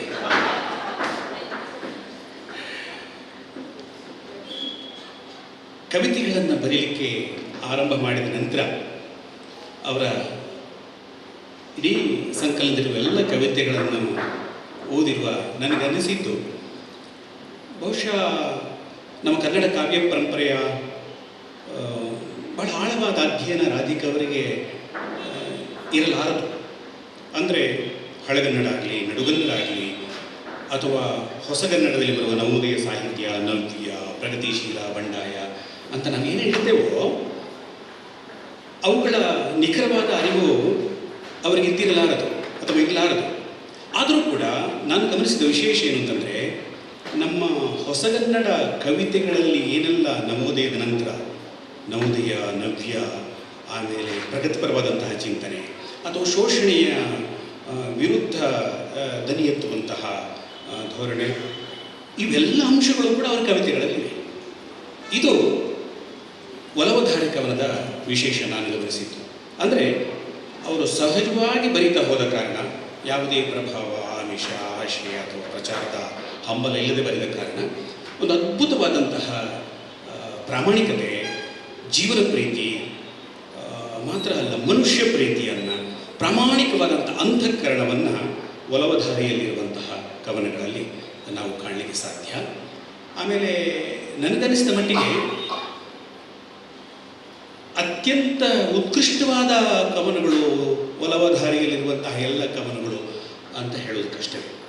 ಒಂದು ಅಂತಂದರೆ ಈಗ ಇವತ್ತು ಅಲ್ಲಿರುವಂಥ ಹಲವು ಹಾಡುಗಳಿಗೆ ರಾಗ ಸಂಯೋಜಿಸಿ ಈ ವೇದಿಕೆಯಲ್ಲಿ ಹಾಡುವವರಿದ್ದಾರೆ, ಅದಕ್ಕೆಲ್ಲ ಸಿದ್ಧರಾಗಿದ್ದಾರೆ. ಅಂದರೆ ನಮ್ಮಲ್ಲಿ ಕವನಗಳಿವೆ, ಗದ್ಯ ರೂಪದಲ್ಲಿರುವಂತಹ ಸಾಕಷ್ಟು ಕವನಗಳ ರಚನೆ ಆಗಿದೆ. ಆದರೆ ಲಯಬದ್ಧವಾದಂತಹ ಪದ್ಯ ರೂಪದ ಗೇಯ ಗುಣ ಇರುವಂತಹ ಪದ್ಯಗಳನ್ನು ಬರೆದವರು ಕಡಿಮೆ. ಆ ನಿಟ್ಟಿನಲ್ಲಿ ಮುಖ್ಯವಾಗಿ ನಮ್ಮ ಕೊಡಗಿನ ಕವಿತಾ ಪರಂಪರೆಗೆ, ಕಾವ್ಯ ಪರಂಪರೆಗೆ ಈ ರೀತಿಯ ಒಂದು ಗೇಯಬದ್ಧವಾದ ಮತ್ತು ಲಯಬದ್ಧವಾದಂಥ ಕವಿತೆಗಳನ್ನು ಕೊಡುವ ಮೂಲಕ ಒಂದು ಉತ್ಕೃಷ್ಟವಾದಂತಹ ಕಾಣಿಕೆಯನ್ನು ರಾಧಿಕಾ ಅವರು ಕಾವ್ಯ ಪ್ರಪಂಚ, ಮುಖ್ಯವಾಗಿ ಕೊಡಗಿನ ಕಾವ್ಯ ಪ್ರಪಂಚಕ್ಕೆ ಕೊಟ್ಟಿದ್ದಾರೆ ಅನ್ನೋದನ್ನು ನಾನು ಬಹಳ ಧೈರ್ಯವಾಗಿ ಹೇಳಬಲ್ಲೆ. ಆದರೆ ಒಲವಧಾರಿಯಲ್ಲಿರುವ ಕವನಗಳೆಲ್ಲ ಶ್ರೇಷ್ಠ ಕವನಗಳೇ, ಅತ್ಯುತ್ಕೃಷ್ಟವಾದ ಕವನಗಳೇ ಇಲ್ಲ. ಆ ಅತ್ಯುತ್ಕೃಷ್ಟವಾದ ಕವನಗಳೆಲ್ಲ ಇನ್ನೂ ಬರೆಯುವುದಕ್ಕೆ ಬಾಕಿ ಇವೆ. ಅವೆಲ್ಲ ಒಲವಧಾರೆ ಬರೆದಂತಹ ರಾಧಿಕಾ ಅವರಲ್ಲಿ ಉಳಿದಿದೆ. ಮುಂದಿನ ದಿನಗಳಲ್ಲಿ ಈಗ ಉತ್ತಮ ಕವಿತೆಗಳನ್ನು ಬರೆದಂತಹ ರಾಧಿಕಾ ಅವರು ಆ ಉತ್ಕೃಷ್ಟವಾದಂತಹ ಕವಿತೆಗಳನ್ನು ಬರೀತಾರೆ. ಮತ್ತೆ ಮುಂದಿನ ದಿನಗಳಲ್ಲಿ ಅವು ಒಲವಧಾರಿಯಾಗಿ ಬೇರೆ ಬೇರೆ ಸಂಕಲನ ರೂಪಗಳಲ್ಲಿ ಹೊರಬರುತ್ತೆ ಅಂತ ಹಾರೈಸ್ತಾ, ಹಾಗೆ ನಮ್ಮ ರಾಧಿಕಾ ಅವರ ಹಾಗೆ 4 ಗೋಡೆಯ ಒಳಗಡೆ ಇದ್ದಂತಹ ರಾಧಿಕಾ ಅವರ ಹಾಗೆ ಒಬ್ಬಳು ಹೆಣ್ಣು ಮಗಳಿಗೆ ಇದೊಂದು ಪುಟ್ಟ ಕತೆ. ಒಬ್ಬಳು ಹೆಣ್ಣು ಮಗಳಿಗೆ ಗೃಹಿಣಿಯವಳು ದಿಢೀರಾಗಿ ಒಂದು ದಿವಸ ಅವಳ ಹೆಸರೇ ಮರ್ತೋಯ್ತಂತೆ. ಒಬ್ಬಳು ಹೆಣ್ಮಗಳಿಗೆ ಗೃಹಿಣಿಗೆ ಅವಳ ಹೆಸರೇ ಮರ್ತೋಯ್ತು. ಎಂಥ ಆಶ್ಚರ್ಯ! ನಮಗೆ ನಮ್ಮ ಹೆಸರೇ ಮರೆತು ಹೋಗುದು. ಏನು ಯೋಚನೆ ಮಾಡಿದ್ರೆ ಅವಳ ಹೆಸರು ನೆನಪಾಗ್ತಾ ಇಲ್ಲ ಅವಳಿಗೆ. ಹೋಗಿ ಮಾವನ ಕೇಳಿದ್ಲಂತೆ, ಮಾವ ನನ್ನ ಹೆಸರೇನು ಮಾವ, ನಾನು ಮರೆತು ಬಿಟ್ಟಿದ್ದೇನೆ. ಅಯ್ಯೋ, ನನಗೂ ನೆನಪು ಬರ್ತಾ ಇಲ್ಲಲ್ಲ ಮಗಳೇ ಅಂತ ಮಾವ ಹೇಳಿದಂತೆ. ಹೋಗಿ ಅತ್ತೆಯನ್ನ ಕೇಳಿದಂತೆ, ಅತ್ತೆ ನನ್ನ ಹೆಸರೇನಂತೆ? ಅತ್ತೆ ಮಾತು ಮಾವನಷ್ಟು ಸಾಫ್ಟ್ ಆಗಿರೋದಿಲ್ಲ. ನಿನ್ನ ಹೆಸರು ನಿನಗೆ ಮರ್ತೋಗಿದೆ ಅಂತಂದ್ರೆ ನಾನೇನು ಮಾಡಲಿ ಅಂದ್ರೆ ಹೋಗಿ ಗಂಡನ ಕೇಳಿದ್ಲಂತೆ, ಅಲ್ಲ ನನ್ನ ಹೆಸರೇ ನಾನು ಮರೆತು ಬಿಟ್ಟಿದ್ದೇನೆ ಅಂತ. ಅಯ್ಯೋ ಹೌದಲ್ಲ, ನಾನು ಮರೆತು ಬಿಟ್ಟಿದ್ದೇನೆ ಅಂತ ಗಂಡನು ಹೇಳಿದಂತೆ. ಮಕ್ಕಳನ್ನು ಕೇಳಿದಂತೆ, ಅಳಿಯ ನಾಗನಿಯನ್ನು ಕೇಳಿದಂತೆ, ಇಲ್ಲ ನೆನಪೇ ಆಗ್ತಾ ಇಲ್ಲ.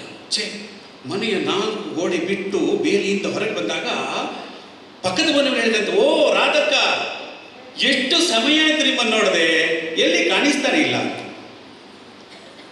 ರಾಧಕ್ಕ ಇರಲಿ, ನಮ್ಮ ರಾಧಿಕಾ ಇರಲಿ, ನಿಮ್ಮ ಅಥವಾ ಈ ಹಾಲ್ನಲ್ಲಿರುವಂತಹ ಹೆಣ್ಮಕ್ಳು ನಿಮ್ಮೊಳಗಿನ ಒಳಗಿನ ಅಂತಸ್ಥವಾದಂತಹ ಸ್ತ್ರೀ ಶಕ್ತಿಯಲ್ಲಿ ನೀವು ಎಲ್ಲಿವರೆಗೆ 4 ಗೋಡೆಯ ಒಳಗಡೆ ಇರ್ತೀರೋ ನಿಮ್ಮ ಹೆಸರು ನಿಮಗೆ ಬರ್ತಾ ಹೋಗ್ತದೆ.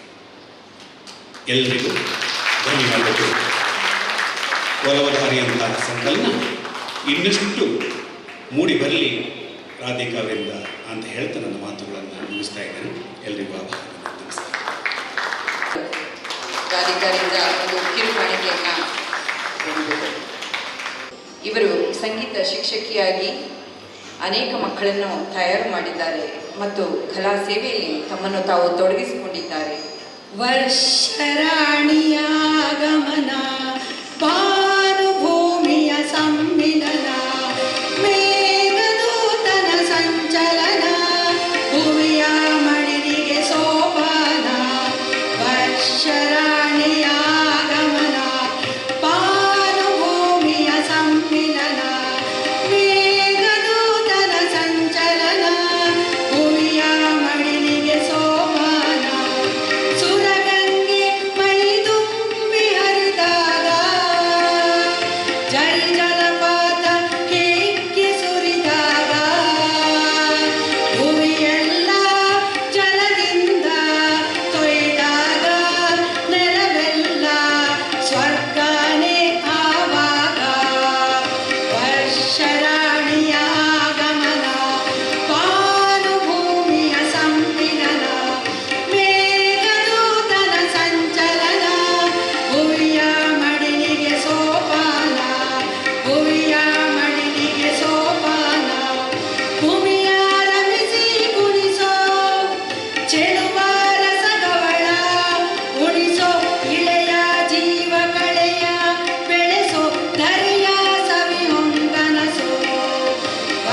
ವರ್ಷರಾಣಿಯ ಆಗಮನ ಪಾರುಭೂಮಿಯ ಸಮ್ಮಿಲನ ಮೇಘದೂತನ ಸಂಚಲನ ಭುವಿಯ ಮಡಿಲಿಗೆ ಸೋಪಾನ ಭುವಿಯ ಮಡಿಲಿಗೆ ಸೋಪಾನ ಅಂಬರದಿಂದಿಳಿವ ಅಪ್ಸರೆಯೋ ಕಂಪಿನ ತುಸು ತಂಪಿನ ಮೈಸಿರಿಯೋ ಹಸುರುಡಿಸಿ ಮೈ ಮರೆಸೋ ಸಿರಿಯೋ ಜಗತ್ತೇ ನೀರುಣಿಸಿ ತಣಿಸೋ ಐಸಿರಿಯೋ ವರ್ಷರಾಣಿಯ ಆಗಮನ ಪಾರುಭೂಮಿಯ ಸಮ್ಮಿಲನ ಮೇಘದೂತನ ಸಂಚಲನ ಭುವಿಯ ಮಡಿಲಿಗೆ ಸೋಪಾನ ಭುವಿಯ ಮಡಿಲಿಗೆ ಸೋಪಾನ ಮಳೆಗರೆಯುವ ನೃತ್ಯವೋ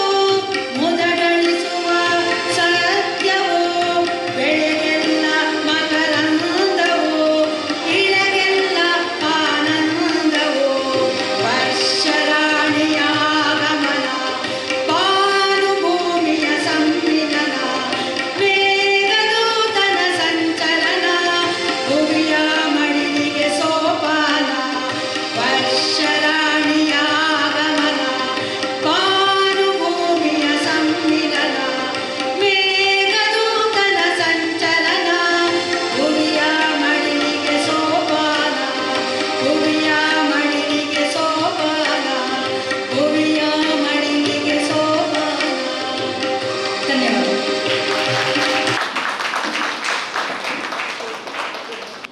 1953ರಲ್ಲಿ ಟೈಮ್ಸ್ ಮ್ಯಾಗಝಿನ್ನಲ್ಲಿ cover page Mrs Robertson Moses ಅಂತ ಅವಳ ಒಂದು ಚಿತ್ರ ಬಂತು.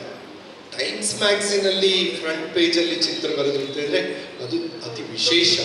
ಯಾಕೆ ಬಂತು? ಅವಳೊಬ್ಳು ಆರ್ಡಿನರಿ ಮಹಿಳೆ ಹೌಸ್ ವೈಫ್, ಅದು ಇದು ಹಾಬೀಸ್ ಇತ್ತು. ಆದರೆ ಅವಳು ಜೀವಮಾನದಲ್ಲಿ ಚಿತ್ರ ಅಂತ ಹೇಳೋದನ್ನು ಬಿಡಿಸೇ ಇರಲಿಲ್ಲ. ಈಗ 78ನೇ ವಯಸ್ಸಿನಲ್ಲಿ ಚಿತ್ರ ಬಿಡಿಸ್ಲಿಕ್ಕೆ ಶುರು ಮಾಡಿಬಿಡ್ತಾಳೆ. ಅದೆಂಥ ಚಿತ್ರ! ಇಡೀ ವಿಶ್ವದಲ್ಲಿ ಅದಕ್ಕೆ ಮಾನ್ಯತೆ ಸಿಕ್ತು, ಹೆಸರು ಸಿಕ್ತು, ಡಾಕ್ಟರೇಟ್ ಕೂಡ ಸಿಕ್ಕಿಬಿಡ್ತು. ಆ ಥರ ಫೇಮಸ್ ಆಗೋದು. ಏನು ಆಶ್ಚರ್ಯ! ಅಷ್ಟು ವಯಸ್ಸಿಗೆ ಅವಳಿಗೆ ಚಿತ್ರ ಬಿಡಿಸೋ ಒಂದು ಕಲೆ ಹೇಗೆ ಒಲಿದು ಬಂತು ಅಂತ. 212 BC ಗ್ರೀಕಿನ ರಾಜ ಹಿರಾನ್ ಸೆಕೆಂಡ್ ಅವನಿಗೊಂದು ಆಸೆ ಆಯಿತು, ಚಿನ್ನದ ಒಂದು ಕಿರೀಟ ಮಾಡಿಸ್ಕೊಳ್ಬೇಕು ಅಂತ. ಚಿನ್ನದ ಗಟ್ಟಿಯನ್ನು ಗೋಳಿಸ್ಬಿಟ್ಟು ಕೊಡ್ತಾನೆ, ಒಂದು ಕಿರೀಟ ಮಾಡಿಕೊಡು.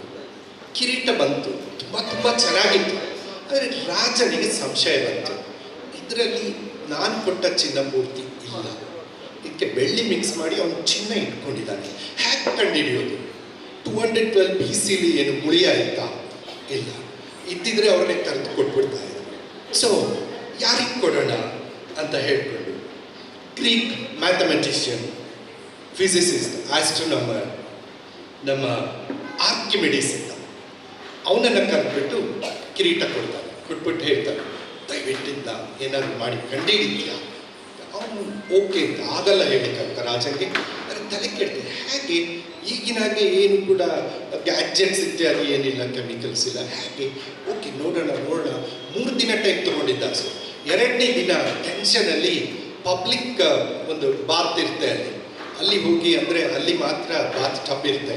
ಸೊ ಬಾತ್ ಟಬ್ಬಲ್ಲಿ ಸ್ನಾನ ಮಾಡ್ತೀನಿ, ಸ್ವಲ್ಪ ರಿಲೀವ್ ಮಾಡ್ಕೊಳ್ತೀನಿ ಅಂತ ಹೋಗಿ ನೀರಿಗೆ ಅವನು ಇಳಿತಾನೆ. ಬಟ್ಟೆ ಎಲ್ಲ ಬದಲಿಸ್ಬಿಟ್ಟು ಒಳಗಡೆ ಇಳಿಯುವಾಗ ನೀರು ಹೊರಗಡೆ ಚೆಲ್ಲಿ ಬರುತ್ತೆ. ಆ ನೀರು ಚೆಲ್ಲುವಾಗ ಅವನಿಗೇನೋ ಅನಿಸುತ್ತೆ, ಎಷ್ಟು ನೀರು ಚೆಲ್ಲುತ್ತೆ, ಇಡೀ ಹೋಗ್ಬಿಡ್ತಾ, ನನ್ನ ಶರೀರದ ತೂಕಕ್ಕೆ ತಕ್ಕ ಮಾತ್ರ ಹೋಗುತ್ತಾ ಇದು ಅಂತ ಹೇಳ್ಕೊಂಡನ್ನು ಯೋಚನೆ ಮಾಡ್ತಾನೆ. ಯೋಚನೆ ಮಾಡಿ ಒಂದು ಇದು ಥಿಯರಿ ಅವನಿಗೆ ಯೋಚನೆ ಆಯ್ತು, ಇದು ಅ ಲಂಪ್ ಆಫ್ ಗೋಲ್ಡ್ ಸಿಲ್ವರ್ ಲಂಪಿಗಿಂತಲೂ ಕೂಡ ತೂಕ ಹೆಚ್ಚು ಅಂತ ಹೇಳೋದು ಅವನಿಗೆ ಆಗ ತಲೆಗೆ ಹೋಗುತ್ತೆ. ನಾನು ಯಾಕೆ ಈ ಥರ ಅದನ್ನು ಕೂಡ ಪರೀಕ್ಷೆ ಮಾಡಬಾರ್ದು ಅಂತ ಹೇಳ್ಕೊಂಡು ಅವನು ಯೋಚನೆ ಮಾಡ್ತಾನೆ. ಬಂದುಗಳೇ ಆ ಒಂದು ಯೋಚನೆ ಬಂದ ಕೂಡಲೇ ನಿಮ್ಗೆಲ್ರಿಗೂ ಗೊತ್ತು, ಆ ಕತೆ ಪುಸ್ತಕದಲ್ಲೂ ಬಹುಶಃ ನಮಗೆ ಪಾಠದಲ್ಲೂ ಕೂಡ ಇತ್ತು.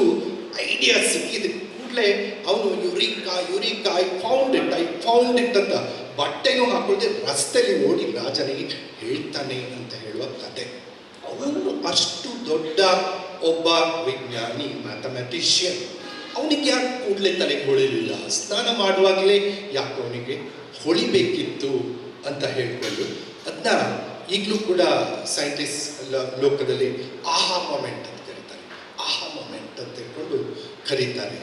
ಸೊ ಅದಷ್ಟೇ ಈ ವೈಜ್ಞಾನಿಕ, ಸಾಹಿತ್ಯಿಕ ಅಥವಾ ಕಲಾತ್ಮಕ ವಿಚಾರಗಳು ಯಾಕೆ ಎಲ್ಲಿ ಅಡಗಿರ್ತಾವೆ, ಯಾಕೆ ಯಾವತ್ತೋ ಒಂದ್ಸಲ ಹೊರಗಡೆ ಬರ್ತಾವೆ ಅಂತ ಹೇಳ್ಕೊಂಡು ವಿಜ್ಞಾನಿಗಳು ಕೂಡ ತಲೆ ಕೆಡಿಸ್ಕೊಂಡು ಅವ್ರು ಏನು ಹೇಳ್ತಾರೆ ಅಂತ ಹೇಳಿದ್ರೆ, insight is not a sudden flash that comes from nowhere, but is the result of the unconscious mind, no piecing together loosely connected bits of information ಅಂತ ವಿಜ್ಞಾನಿಗಳು ಹೇಳ್ತಾರೆ. ಆರೆಂಜ್ ಕಂಟ್ರಿ ಫ್ಲೋರಿಡಾದಲ್ಲಿ ಅಲ್ಲಿ ಇಬ್ಬರು ಸೈಂಟಿಸ್ಟ್ ಅವರು ಪಾಠ ಮಾಡ್ತಾ ಇದ್ದಾರೆ 1976 ಮ್ಯೂಸಿಕ್ ಆ್ಯಂಡ್ ಬ್ರೈನ್ ಅಂತ. ಅದರ ಬಗ್ಗೆ ವಿಶೇಷವಾಗಿ ಮ್ಯೂಸಿಕ್ ನಮ್ಮ ಮನಸ್ಸಿನ ಮೇಲೆ ಯಾವ ಥರ ಪರಿಣಾಮ ಬೀರುತ್ತೆ ಅಂತ ಹೇಳೋದ್ರ ಬಗ್ಗೆ. ಅವರು ಆಲ್ಝೈಮರ್ ಕಾಯಿಲಸ್ಥರು ಕೂಡ ಅವ್ರಿಗೆ ಏನೂ ಲೋಕದಲ್ಲಿ ಗೊತ್ತಾಗೋದಿಲ್ಲ ಅಂತ ಹೇಳ್ತೀವಲ್ವಾ, ಅವರ ಕಿವಿಗೆ ಇದನ್ನ ಇಯರ್ಫೋನ್ ಹಾಕಿಬಿಟ್ಟು ಮ್ಯೂಸಿಕ್ ಪ್ಲೇ ಮಾಡಿದರೆ ಅವ್ರಿಗೆ ಇಷ್ಟ ಆದ ಹಾಡನ್ನು ಹಾಡ್ಲಿಕ್ಕೆ ಶುರು ಮಾಡ್ತಾರಂತೆ. ಆ ಮ್ಯೂಸಿಕ್ಕನ್ನು ಸ್ಟಾಪ್ ಮಾಡಿದ್ರು ಒಂದು 10 ನಿಮಿಷ MRI ಸ್ಕ್ಯಾನಿಂಗ್ ಮಾಡಿದರೆ ಆ ಸ್ಕ್ಯಾನಿಂಗಲ್ಲಿ ಆ ಬ್ರೈನ್ ಸೆಲ್ಸ್ ಪುಟ್ಟಿದು ಕುಳಿತಾ ಇರೋದನ್ನು MRI ಸ್ಕ್ಯಾನಿಂಗಲ್ಲೂ ಕೂಡ ಕಂಡುಕೊಳ್ತಾರೆ. ಅಂದರೆ ಆ ಒಂದು ಶಬ್ದಕ್ಕೆ, ಹಾಡಿಗೆ, ಸಂಗೀತಕ್ಕೆ ಅಷ್ಟೊಂದು ಶಕ್ತಿ ಇದೆ ಅಂತ ಹೇಳ್ಕೊಂಡು ಅವರು ಹೇಳ್ತಾರೆ. ಆದರೆ ಇದು 76 ನಮ್ಮವರು ವೇದ ಪುರಾಣ ಕಾಲದಿಂದಲೇ ಅದನ್ನು ಹೇಳಿದ್ದಾರೆ. ನಮ್ಮ ಮನಸ್ಸಿನ ಮೇಲೆ ಈ ಸಂಗೀತ ಅಂತ ಹೇಳೋದು, ಈ ಮಂತ್ರೋಚ್ಚಾರಣೆ ಓಂ ಭೂರ್ಭುವ ಸ್ವಃ, ಆ ರಾಗಕ್ಕೆ ಅದಕ್ಕೆ ರಿದಮ್ ಅದು ಬೇಕೇ ಬೇಕು ಇದೇ ಥರ ಅಂತ. ಯಾಕೆಂತ ಹೇಳಿದ್ರೆ ಅವರು ನಮ್ಮವರು ಇದರಲ್ಲಿ ನಮಗೂ ಎಲ್ರಿಗೂ ಕೂಡ ಗೊತ್ತಿದೆ ಇದು, ಎಷ್ಟು ಬಿಲಿಯನ್ಸ್ ನಮ್ಮಲ್ಲಿ ನರಗಳಿದ್ದಾವೆ. ಅದರಲ್ಲಿ 72,000 ನರದ ಪಾಯಿಂಟ್ಸ್ ಇಂಪಾರ್ಟೆಂಟ್ ಅದು ಇದ್ದಾವೆ. ಅದರಲ್ಲಿ most important 72 points most important nerve points ಇದೆ ಅಂತ ಹೇಳ್ಕೊಂಡು ಕಂಡುಹಿಡಿದಿದ್ದಾರೆ. ಏನಿದ್ರ ಉಪಯೋಗ? ಈ ಎಲ್ಲ ನರ್ವ್ ಪಾಯಿಂಟ್ಸು ಓಪನ್ ಆದರೆ one will become extremely brilliant. ಅವನಿಗೆ ಗೊತ್ತಿಲ್ಲದೆ ವಿಚಾರಣೆ ಇರೋದಿಲ್ಲ, ಎಲ್ಲವೂ ಕೂಡ ಮುಚ್ಚಿಕೊಂಡು ಬಿಟ್ಟಿರ್ತೈತೆ. ಅದಕ್ಕೆ ಸರಿಯಾದ ಒಂದು ರಿದಮ್ ಒಳಗೆ ದೇಹದೊಳಗೆ ಸಿಕ್ಕುವಾಗ, ಓಂಕಾರ ನಾದ ಆಗಿರ್ಬೋದು, ಭಗವದ್ಗೀತೆಯ ಒಂದು ಶ್ಲೋಕದ ಉಚ್ಚಾರಣೆ ಆಗಿರ್ಬೋದು, ಅಥವಾ ವೇದ ಇರ್ಬೋದು, ಪಠನ ಇರ್ಬೋದು, ಆಗ ನಮ್ಮ ನರ್ವ್ಗಳು ಸಿಸ್ಟಮ್ಸ್ ಪುಟಿಲಿಕ್ಕೆ ಶುರು ಮಾಡ್ತವೆ, ಓಪನ್ ಅಪ್ ಆಗ್ತಾವಂತೆ. ನಮ್ಮವರು ಹೇಳಿದ್ದಾರೆ, ದೇರ್ ಆರ್ ಓನ್ಲಿ 3 ಥಿಂಗ್ಸ್. ಒಂದು ನಮ್ಮ ಸುಪ್ತ ಮನಸ್ಸು ಮತ್ತು ಮಹಾಮನಸ್ಸು. ಸುಪ್ತ ಮನಸ್ಸು ಪ್ಲೇಸ್ ನಮ್ಮ ಜೀವನದಲ್ಲಿ ದೊಡ್ಡ ಪಾರ್ಟನ್ನು 90% ಸುಪ್ತ ಮನಸ್ಸಿನಲ್ಲಿ ಏನಿರುತ್ತೆ, ನಮ್ಮ ಪೂರ್ವಜನ್ಮ ಹಾಗೂ ಒಂದು ಜನ್ಮದ 100 ಜನ್ಮದ ವಾಸನೆಗಳು ಅದರಲ್ಲಿ ಅಡಕಾಗುತ್ತೆ. ಗುಡ್ ಆ್ಯಂಡ್ ಬ್ಯಾಡ್ ಎಲ್ಲವೂ ಕೂಡ, ಕಲೆ, ಕೌಶಲ್ಯ, ಪ್ರತಿಯೊಂದು ಕೂಡ ಎಲ್ಲವೂ ಮುಚ್ಚಲ್ಪಟ್ಟಿರುತ್ತೆ. ಯಾವುದೋ ಒಂದು ಉತ್ತಮ ಗಳಿಗೆ ಒಂದು ಏನೋ ಏಟು ಬಿದ್ದಾಗ, ಹಾಡು ಕೇಳಿದಾಗ, ಭಾವನೆ ಆಳವಾಗಿ ಇಳಿದಾಗ ಅದರ ಮುಚ್ಚಳ ತೆರೆದುಕೊಳ್ತಂತೆ. ಆ ಒಂದು ಕಲೆ ಏನು ಹಿಡನ್ ಟ್ಯಾಲೆಂಟ್ ಇರುತ್ತೆ ಅದು ಹೊರಗೆ ಬರಲಿಕ್ಕೆ ಸಾಧ್ಯತೆ ಇದೆ. ಎಲ್ಲವೂ ನಮ್ಮೊಳಗೆ ಇರೋದು, ನಮ್ಮಿಂದಲೇ ಅದು ಹೊರಗೆ ಬರಲಿಕ್ಕೆ ಸಾಧ್ಯ ಅಂತ ಹೇಳ್ತಾರೆ. ಅಂತಹ ಆಹಾ ಮೊಮೆಂಟ್ ನಮ್ಮ ರಾಧಿಕನಿಗೂ ಕೂಡ ಎಕ್ಸ್ಪೀರಿಯನ್ಸ್ ಆಗಿದೆ, ನಮಗೂ ಎಲ್ಲ ಎಕ್ಸ್ಪೀರಿಯನ್ಸ್ ಆಗಿದೆ. All the best Radhika, all the best ವಿಶ್ವ ಅಂಡ್ ಫ್ಯಾಮಿಲಿ. ಕೂಡಲ ಸಂಗಮ ದೇವಯ್ಯ, ನಿಮ್ಮ ಮಾತುಗಳು ಮನಮುಟ್ಟುವಂತಿತ್ತು.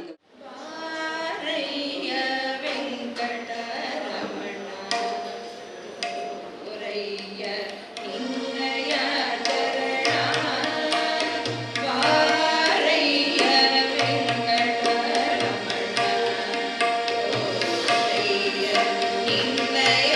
ಚರಣ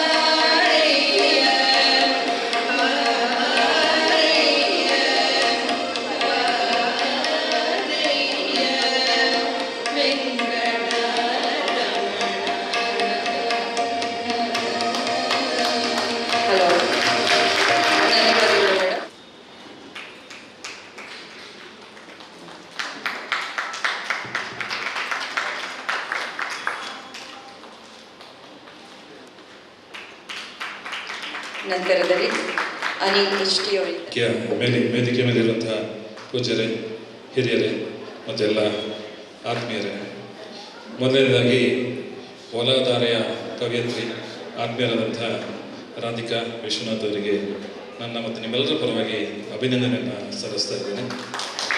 ಈ ಒಲಧಾರೆ ಕವನ ಸಂಕಲನದ ಹೆಸರೇ ಈ ಒಂದು ಕೃತಿಯ ಹಾಗೆ ಅತ್ಯಂತ ಆಪ್ತವಾಗಿದೆ ಮನಸ್ಸಿಗೆ ಕೂಡ. ಹಾಗೆ ಕವನಗಳನ್ನು ಓದ್ತಾ ಹೋದರೆ ಹಲವಷ್ಟು ಕವನಗಳು ಎಲ್ಲೋ ನಾವು ನೋಡಿದಂಥ ಘಟನಾವಳಿಗಳನ್ನೇ ಕವನ ರೂಪಕ್ಕೆ ಇಳಿಸಿದಂತೆ ಅತ್ಯಂತ ಉತ್ತಮವಾಗಿ ಮೂಡಿಬಂದಿದೆ. ಅದಕ್ಕೆ ಕೂಡ ರಾಧಿಕಾ ಅವರಿಗೆ ಅಭಿನಂದನೆಯನ್ನು ಸಲ್ಲಿಸ್ತಾ ಇದ್ದೇನೆ. ಎಲ್ಲಕ್ಕಿಂತ ಮುಖ್ಯವಾಗಿ ನನಗೆ ಇವತ್ತು ಖುಷಿಯಾದ ಅಂಶ ಏನಂದರೆ ಸಮಯಕ್ಕೆ ಸರಿಯಾಗಿ ಈ ಕಾರ್ಯಕ್ರಮವನ್ನು ಆರಂಭ ಮಾಡಿದೆ. ನಾವು ಬಹುತೇಕ ಸಾಹಿತ್ಯ ಸಂಬಂಧಿತ ಇರ್ಬೋದು ಅಥವಾ ರಾಜಕೀಯ ಕಾರ್ಯಕ್ರಮಗಳಿಗೆ ಹೋದಾಗ 1 ಗಂಟೆ 1.5 ಗಂಟೆ ತಡ ಆಗ್ತಾ ಇರುತ್ತೆ. ಆದರೆ ರಾಧಿಕಾ ಈ ನಿಟ್ಟಿನಲ್ಲಿ ತನ್ನ ಹಠವನ್ನು ಬಿಡಲಿಲ್ಲ. 10 ಗಂಟೆಗೆ ಅಂದರೆ 10 ಗಂಟೆಗೇನೆ ಕಾರ್ಯಕ್ರಮ ಆರಂಭಿಸಿ ಮಾದರಿಯಾಗಿದ್ದಾರೆ. ಹಾಗೆ ವೇಣಿಯವರು ಕೂಡ ಒಂದು ಹಾಡು ಮತ್ತು ಹಾಡಿನ ಜೊತೆಗೆ ಒಂದು ಪುಟ್ಟ ಭಾಷಣವನ್ನು ಮಾಡಿ ನಮ್ಮೆಲ್ಲರಿಗೂ ಕೂಡ ಇಷ್ಟೇ ಮಾತಾಡಿ ಅಂತ ಹೇಳುವ ರೀತಿಯಲ್ಲಿ ಮಾದರಿಯಾಗಿದ್ದಾರೆ. ಇಲ್ಲಿ ಈ ಕೃತಿಯ ಬಿಡುಗಡೆ ಆದ ಕೂಡಲೇ ನನಗೆ ಕಣ್ಣಿಗೆ ಹಿತ ಅನಿಸಿದ್ದು ಇದರ ಮುಖಪುಟದ ಡಿಸೈನ್. ಅದನ್ನು ಮಾಡಿದ್ದು ಅವರ ತಂಗಿ ಹೊರಗಿತಿಯಾದಂಥ ಗೌರಿ ಅವರನ್ನು ಕೂಡ ಈ ಸಂದರ್ಭದಲ್ಲಿ ಅಭಿನಂದಿಸಲಿಕ್ಕೆ ದಯವಿಟ್ಟು ನಿಮಿಷ ಆಗ್ತದೆ. ಯಾಕೆಂದರೆ ಯಾವುದೇ ಪುಸ್ತಕ ಆದರೂ ಅದರ ರಕ್ಷಾ ಕವಚ ಅಥವಾ ಕವರ್ ಪೇಜಿನಿಂದ ಗಮನ ಸೆಳೆಯುವಂಥದ್ದು. ಕಲರ್ ಕಾಂಬಿನೇಷನ್ ಇರಲಿ ಅಥವಾ ಆ ಡಿಸೈನ್ ಇರಲಿ ತುಂಬ ಚೆನ್ನಾಗಿ ಪ್ರೊಫೆಷನಲ್ ರೀತಿಯಲ್ಲಿ ಮಾಡಿದ್ದೀರಿ. ಅದು ಕೂಡ ಆಪ್ತವಾಗಿದೆ ಅಂತ ಹೇಳಲಿಕ್ಕೆ ಇಷ್ಟಪಡ್ತೇನೆ. ಇನ್ನು ಶ್ರೀಹರಿಯವರ ಒಲವಧಾರೆ ಹಾಡು ಭಾಳ ದಿನಗಳ ಕಾಲ ಹಿತವಾದ ಅನುಭವದೊಂದಿಗೆ ಮನಸ್ಸಿಗೆ ನನಗೆ ಇಲ್ಲಿ ಖುಷಿ ಕೊಟ್ಟ ಅಂಶ ಏನೆಂದರೆ ಈ ಒಂದು ಕಾರ್ಯಕ್ರಮವನ್ನು ಒಂದು ಪುಸ್ತಕ ಬಿಡುಗಡೆಯ ಜೊತೆಗೆ ಮುಗಿಸ್ಬೋದಿತ್ತು. ಕೇವಲ 1.5 ಗಂಟೆಯಲ್ಲಿ ನಾವೆಲ್ಲ ಮಾತಾಡಿ ಮುಗಿಸ್ತಾ ಇದ್ವಿ, ಅಲ್ಲಿಂದ ನಾವೆಲ್ಲ ನಿರ್ಗಮಿಸ್ಬೋದಿತ್ತು. ಆದರೆ ರಾಧಿಕಾ ಹಾಗೆ ಮಾಡಲಿಲ್ಲ. ಈ ಒಂದು ಪುಸ್ತಕ ಬಿಡುಗಡೆ ಜೊತೆಗೆ ಹಾಡಿನ ಮತ್ತು ನೃತ್ಯಕ್ಕೂ ಕೂಡ ಅವಕಾಶವನ್ನು ಮಾಡಿಕೊಟ್ಟು ಅನೇಕ ಪ್ರತಿಭೆಗಳಿಗೂ ಕೂಡ ತನ್ನ ಪುಸ್ತಕ ಲೋಕಾರ್ಪಣೆ ದಿನವೇ ಒಂದು ವೇದಿಕೆಯನ್ನು ಕೂಡ ಮಾಡಿಕೊಟ್ಟಿದ್ದಾರೆ. ನಿಜಕ್ಕೂ ಕೂಡ ಇದೊಂದು ಶ್ಲಾಘನೀಯ ಪ್ರಯತ್ನ ಅಂತ ಹೇಳ್ಬೋದು. ಇಲ್ಲಿ ಇದು ಸಾಹಿತ್ಯ ಮತ್ತು ಸಾಂಸ್ಕೃತಿಕ ಒಂದು ರಂಗದ ಸಂಗಮ ಈ ಒಂದು ಸತ್ಕಾರ ಸಭಾಂಗಣದಲ್ಲಿ ಆಗಿರುವುದು ಕೂಡ ಖುಷಿಪಟ್ಟ ಅಂಶವಾಗಿದೆ. ಕೆಲವು ವರ್ಷಗಳ ಹಿಂದೆ ಭಾಳ ಒಂದು ಹೊರಗಿತ್ತು. ನಾನು ಚಿತ್ರವಿಲಾಸ್ ಅನಂತವರೆಲ್ಲ ಮಾತಾಡ್ತಿದ್ವಿ. ಕೊಡಗಿನಲ್ಲಿ ಸಾಂಸ್ಕೃತಿಕವಾಗಿ ಸಾಹಿತ್ಯವಾಗಿ ಬಹಳ ದೊಡ್ಡ ಕೊರತೆ ಕಾಡ್ತಾ ಇದೆ. ಸುಮಾರು 10 ವರ್ಷಗಳ ಹಿಂದಿನಿಂದಲೂ ನಾವು ಮಾತಾಡ್ತಾ ಇದ್ವಿ. ಯಾಕೆ ಕಲಾವಿದರು ಬರ್ತಾ ಇಲ್ಲ, ಕಥೆಗಾರ್ತಿಯರು ಬರ್ತಾ ಇಲ್ಲ, ಕವಿಯತ್ರಿಯರು ಬರ್ತಾ ಇಲ್ಲ, ಕವನಗಳ ಕೊರತೆ ಇದೆ ಅಂತ. ಆದರೆ ಈ ಅಪವಾದ ಇತ್ತೀಚಿನ ದಿನಗಳಲ್ಲಿ ಕೇಳಿ ಬರ್ತಾ ಇಲ್ಲ. ಇದಕ್ಕೆ ಕಾರಣವಾದದ್ದು ನಾನು ಗಮನಿಸಿದಾಗೆ 2 ಅಂಶಗಳು. ಒಂದೇದು, ನಮ್ಮಲ್ಲಿ ಕೊಡಗಿನಲ್ಲಿ ಕನ್ನಡ ಸಾಹಿತ್ಯ ಪರಿಷತ್ತು, ಜಾನಪದ ಪರಿಷತ್ತು ಮುಂತಾದ ಸಾಹಿತ್ಯಿಕ ಚಟುವಟಿಕೆಗಳ ಸಂಘ ಸಂಸ್ಥೆಗಳು ಹೆಚ್ಚಿನ ಚಟುವಟಿಕೆಗಳಲ್ಲಿ ಮಗ್ನರಾಗಿರೋದು. ಹೀಗಾಗಿ ಅನೇಕ ಕವಿಯತ್ರಿಯರು, ಕವಿಗಳು, ಕಥೆಗಾರರಿಗೆ ಸಾಹಿತ್ಯ ಚಟುವಟಿಕೆಗಳಿಗೆ ಒಂದು ವೇದಿಕೆಯನ್ನು ಕೊಟ್ಟು ಅವರಲ್ಲಿರುವಂತಹ ಕಲಾ ಪ್ರತಿಭೆಯನ್ನು ಪ್ರೋತ್ಸಾಹಿಸಲಿಕ್ಕೆ, ಸಾಹಿತ್ಯಿಕ ಒಂದು ಚಟುವಟಿಕೆಗಳಿಗೆ ಅವರಿಗೆ ಮುನ್ನುಗ್ಗುವಂತೆ ಮಾಡಲಿಕ್ಕೆ ನಮ್ಮ ಸಾಹಿತ್ಯ ಪರಿಷತ್ತಾಗಲಿ ಜಾನಪದ ಪರಿಷತ್ತಾಗಲಿ ನಿಜಕ್ಕೂ ಕೂಡ ನೆರವಾಯಿತು. ಆದರೆ 2ನೇ ಅಂಶ, ಎಲ್ಲಕ್ಕಿಂತ ಮುಖ್ಯವಾದದ್ದು ಕವಿಯತ್ರಿಯರು, ಕಥೆಗಾರರು ಹಾಗೆ ಲೇಖಕರಿಗೆ ನಮ್ಮ ಕೊಡಗಿನ ಜನಪ್ರಿಯ ದಿನಪತ್ರಿಕೆಯಾದಂಥ ಶಕ್ತಿ ಒಂದು ಪುಟವನ್ನೇ ಮೀಸಲಿರಿಸಿ ಅವರಿಗೊಂದು ಅವಕಾಶ ಮಾಡಿದೆ. ಆ ಮೂಲಕ ಎಷ್ಟೋ ಬರಹಗಾರರು ನಾವಿತ್ತು ನೋಡ್ತೇವೆ. ನಿಮ್ಮ ಮೊದಲ ಬರವಣಿಗೆ ಎಲ್ಲಿ ಬಂದದ್ದು ಅಂದರೆ ಶಕ್ತಿಯಲ್ಲಿ ಅಂತ ಹೇಳ್ತಾರೆ. ಅಲ್ಲಿಂದ ಅದನ್ನು ಕಂಟಿನ್ಯೂ ಕೂಡ ಮಾಡಿದ್ದಾರೆ. ಸೊ ಕೊಡಗಿನ ಮೂಲೆ ಮೂಲೆಯಲ್ಲಿರುವಂತಹ ಬರಹಗಾರರಿಗೆ, ಸಾಹಿತಿಗಳಿಗೆ, ಕವಿಯತ್ರಿಯರಿಗೆ ಒಂದು ಪುಟವನ್ನು ಮೀಸಲಿಡುವ ಮೂಲಕ ಬರೀ ಅವರ ಸುದ್ದಿಗಾಗಿ ಆ ಪುಟವನ್ನು ಮೀಸಲಿಟ್ಟಿದ್ರು ಅಥವಾ ಜಾಹೀರಾತಿಗೆ ಮೀಸಲಿಟ್ಟಿದ್ರು ಅವರಿಗೆ ಲಾಭ ಆಯಿತು. ಅದರ ಸಾಹಿತ್ಯಿಕ ಚಟುವಟಿಕೆಗಳು ಕೊಡಗಿನಲ್ಲಿ ಹೆಚ್ಚಬೇಕು ಅಂತ ಹೇಳೋ ನಿಟ್ಟಿನಲ್ಲಿ ಈ ಕೆಲಸವನ್ನು ಒಂದು ಪ್ರಮುಖ ಪತ್ರಿಕೆಯಾಗಿ ಶಕ್ತಿ ನಿರ್ವಹಿಸಿದ್ದು ಕೂಡ ನಾನು ಗಮನಿಸಿದ ಅಂಶ.